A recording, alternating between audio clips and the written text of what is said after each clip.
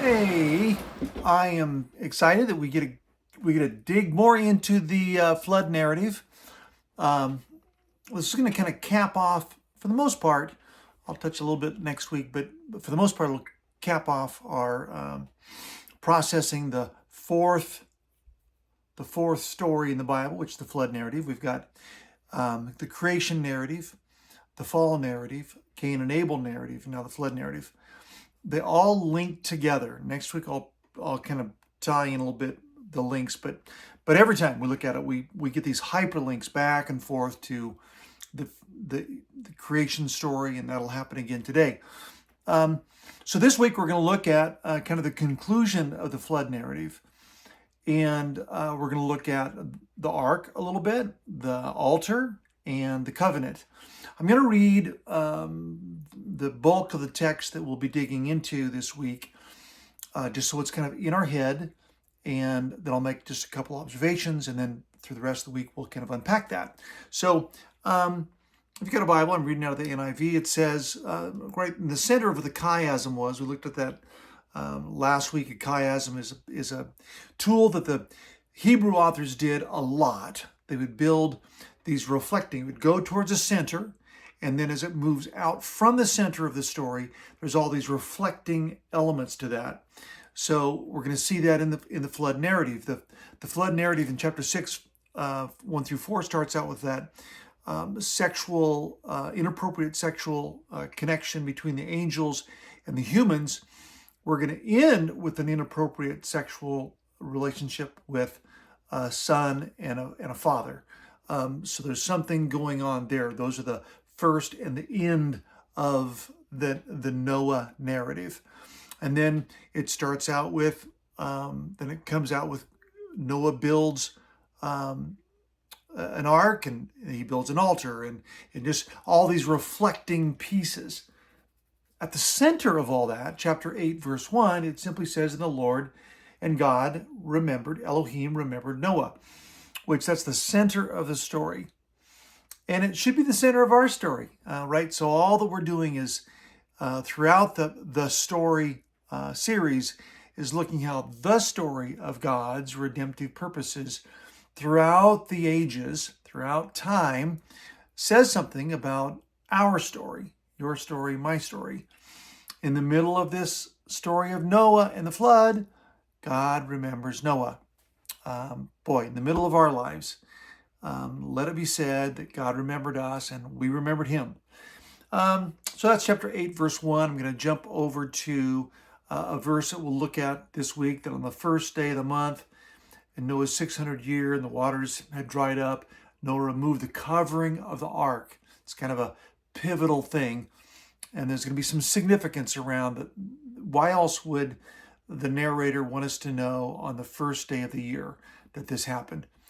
Because it's going to set in pattern some other things that will happen on the first day of the year. So just kind of file that away.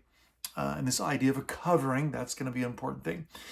Jumping down to verse 18, it says Noah came out. So he's in the ark. He came out of the ark. Verse 20, first thing Noah does as he leaves the ark is he builds an altar to the Lord. He had collected some clean animals. We don't even know what clean animals, the purpose of those are, until later on in the biblical story in Leviticus. But Noah somehow had insight about this, that God wanted clean animals in the sacrificial system. And the Lord smelled the pleasing aroma and said to his heart, "Never again will I curse the ground because of man, even though every inclination of his heart is evil from childhood." Or from youth.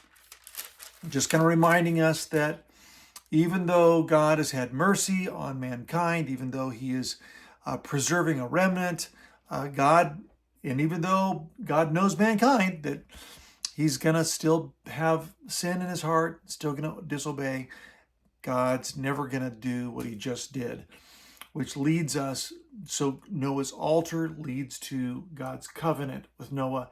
It's kind of chapter 9 is mostly about that. And there's kind of a setup for the covenant where God blesses Noah.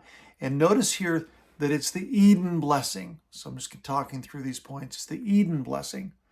He repeats the exact same words as he did to Adam and Eve. And Elohim blessed Noah and his sons, saying to them, here's the exact quote right out of Genesis chapter 1, "Be fruitful and increase in number and fill the earth." Copy, paste. Then he talks about several things.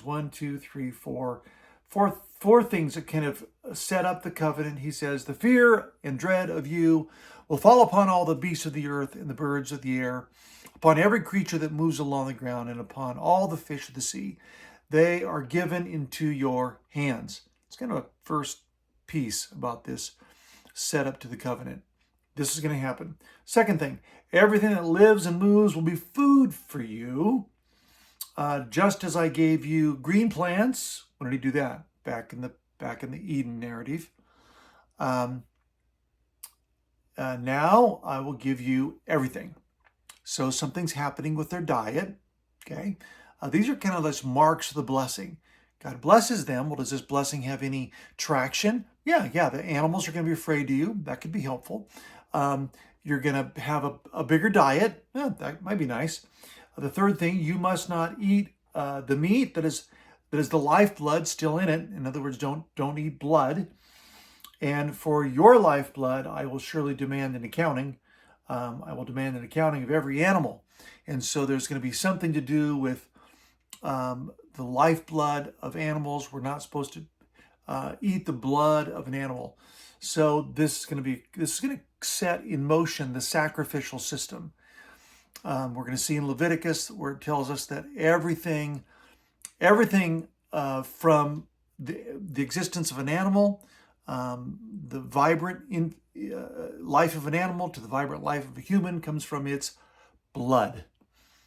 Boy, don't we know that today. All the different things blood does.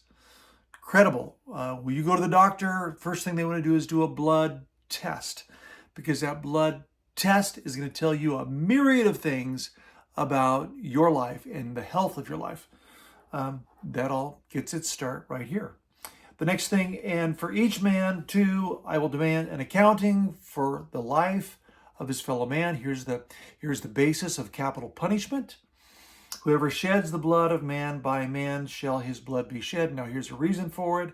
For in the image of God, the Imago Dei, image of God, has God made man. Why do we need to have a deterrent to do something harmful to another human being? Because every other human being is made in the image of God. Now he gets into the covenant. The third time he says, "For you will be fruitful and increase in number, multiply on the earth and increase upon it." Then God said to Noah and his sons, to him, "I now establish my covenant with you." Notice 7 times the word covenant is going to be used. "And with you and with your descendants after you and with every living creature that is with you." Then he goes through the whole list. This would be copy and paste back from Genesis. All the things that were blessed in Genesis, all the living creatures, they're blessed now. There's a renewed commitment to all these creatures.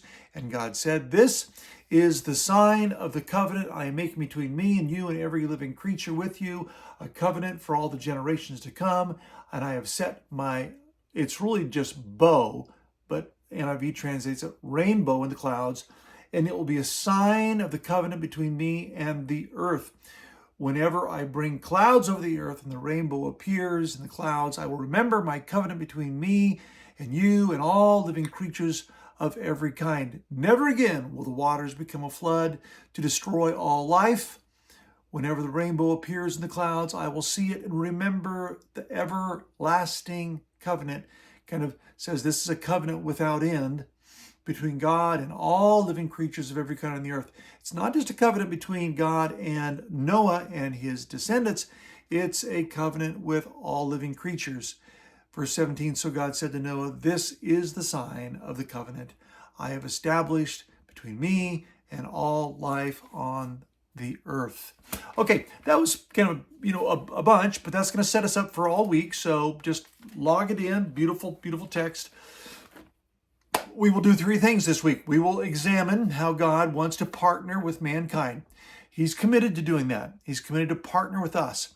From the very beginning, we see mankind. God created man in his own image, and in the image God created them. And what did God say to them?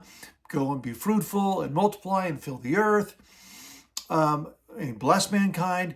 What is he doing? God is partnering with mankind, male and female, created equal partners with God. It's a three-way partnership right here, like the Trinity, a three-way partnership. And he wants to work through us to bless the world. That all gets messed up, right? Because the sin of the fall, second story, the sin of Cain and Abel, third story, the fall of spiritual beings, first part of this story, and the destruction of the world. But God now reaffirms that commitment with the exact same commission as he gave Adam and Eve. This is a new Adam and Eve.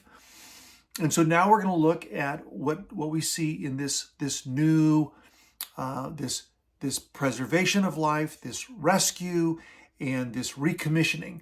Three things in God's partnership with mankind. We'll look at his partnership through the ark, a symbol of deliverance.